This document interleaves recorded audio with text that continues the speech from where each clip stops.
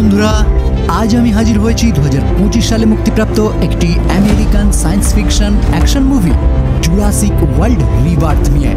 শুরুতে আজ থেকে প্রায় 17 বছর আগে একটি সিন দেখানো হয়। এখানে ফ্রেঞ্চ গয়না থেকে প্রায় 26 মাইল দূরে একটি গবেষণাগারকে দেখানো হয়। এই গবেষণাগারটি একটি বিশেষ ধরনের জিন তৈরি করার জন্য বানানো হয়েছিল। গবেষণাগারের মধ্যে শত শত বিজ্ঞানী ডাইনোসরের ডিএনএ মডিফাই করার চেষ্টা করছিল। তারা ডাইনোসরের মাঝে ক্রস ব্রিডিং করিয়ে বিভিন্ন ধরনের প্রজাতি তৈরির সন্ধান করছিল। এমনই একটি কাজ করতে যাওয়ার সময় একটি বিজ্ঞানীর হাত থেকে একটি চকলেটের খোসা নিচে পড়ে যায় এবং বুলেট প্রুফ দরজার ভিতরে ঢুকে যায়। দরজায় শর্ট সার্কিট হয়ে যাওয়ায় সাথে সাথে পুরো ল্যাবের ইমার্জেন্সি বেলটা বেজে ওঠে এবং পুরো সিস্টেমটাই ধ্বংস হয়ে যায়, কারণ দরজার মাধ্যমে একটি বিশাল আকৃতির ডাইনোসরকে তারা আটকে রেখেছিল। দরজা না বন্ধ হওয়ার কারণেই মুহূর্তের মধ্যে বড় ডাইনোসরটি বাইরে বেরিয়ে আসে এবং পুরো ল্যাবটিকে ধ্বংস করে ফেলে। কিছু বিজ্ঞানীও সেখানে মারা যায়। তো 32 বছর পূর্বে বিজ্ঞানীরা একটি এক্সপেরিমেন্টের মাধ্যমে বিভিন্ন ডাইনোসরকে জন্ম দিয়েছিল, কিন্তু সেগুলো এই পরিবেশে টিকতে পারেনি। ইকুয়েডরের আশেপাশে কিছু দ্বীপপুঞ্জে এগুলো ডাইনোসর এখনও বসবাস করতে দেখা যায়, কারণ সেখানের পরিবেশ তাদের বাঁচার কিছুটা উপযোগী এবং মানুষের সেখানে যাওয়া সম্পূর্ণ নিষিদ্ধ। এরপর আমরা ছবিটিতে নিউ ইয়র্ক শহরকে দেখতে পাই, যেখানে একটি বিশাল তৃণভোজী ডাইনোসর অসুস্থ হয়ে পড়ে। সেই জন্য রাস্তার মাঝখানে পুরোটাই জ্যাম পেতে থাকে। সেই সময় মার্টিন নামে একটি লোক আটকে যায় সেই জ্যামের মধ্যে।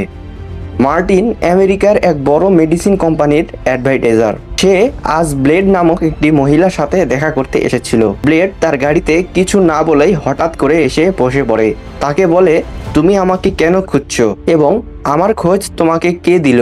মার্টিন বলে, পাওয়ার নামের এক ব্যক্তি তার নামে অনেক প্রশংসা করেছিল এবং বলেছে ব্লেড যে কোনো জিনিস খুঁজে বের করতে খুবই দক্ষ।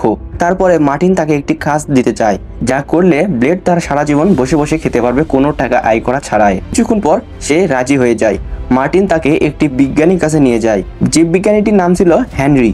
হেনরি ডাইনোসরের কঙ্কাল নিয়ে ছোটখাটো একটি অ্যামেজিং পার্ক চালাতো। সেখানে মার্টিন তাদেরকে বলে যে তারা মানুষের হার্টের রোগ দূর করার জন্য একটি ওষুধ তৈরি করছে। ওষুধ তৈরির জন্য তাদের জীবিত ডাইনোসরের রক্ত এবং ডিএনএর প্রয়োজন হবে।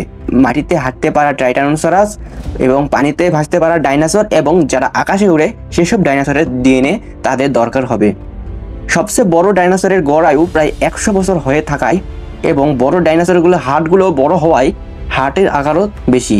কিন্তু মাঝখানে ব্লেড বলে ওঠে যে আমরা তো তাদের মারার পরও ডিএনএ সংগ্রহ করতে পারি।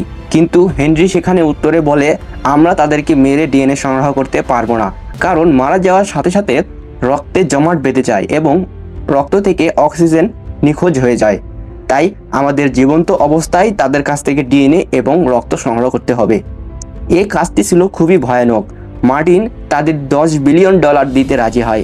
এত টাকার প্রস্তাব শুনে ব্লেড তো রাজি হয়, কিন্তু হেনরি মোটেও রাজি হতে চায় না। কিছুক্ষণ পর হেনরি অনেক ভেবেচিন্তে তার সিদ্ধান্তটি পাল্টে সেও রাজি হয়ে যায়। তারপর সবাই মিলে একটি প্রাইভেট জেট নিয়ে রওনা দেয়।